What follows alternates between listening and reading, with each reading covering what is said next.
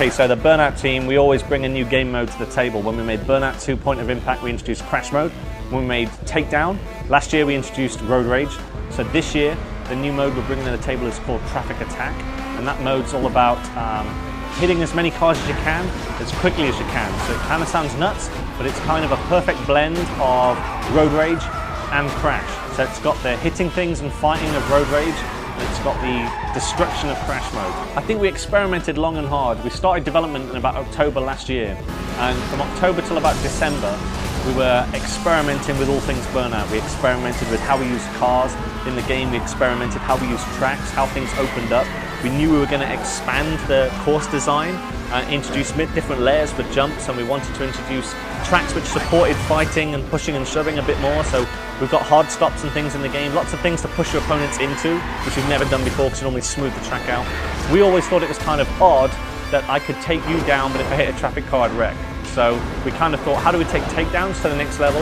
Wouldn't it be cool if I could hit a car into you and take you down? So there's two main classes of cars. You've got the muscle class of cars, and muscle cars are heavier and they're stronger, and the other type of class of cars is race cars. So they're lighter, they're faster, they're sleeker. Yeah, you have got the third class of cars is Crash class, and they're cars built for Crash mode. But we are mixing it up and letting you use some of the race cars in Crash mode as well to give you more things to use in that mode. If you use a save from Burnout 3, Takedown, when you start up Revenge, you can get a special car for Crash mode unlocked at the start, which is a pretty cool one. So in the last game, it was about fighting and winning races, but you could progress through the game by just getting gold medals. So whether you did 5 takedowns or 10 takedowns didn't make any difference. So this time, how aggressive you are and how many takedowns you do and how many revenge takedowns you get, that pushes you through the game and does your progression. So winning races is cool, but winning races after a good fight is cooler. We always set out to make a really fast game, and I think any racing game, sense of speed is #1 where it's at.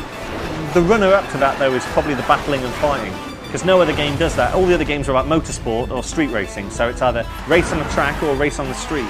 And Burnout's kind of a blend of a bit of everything, really.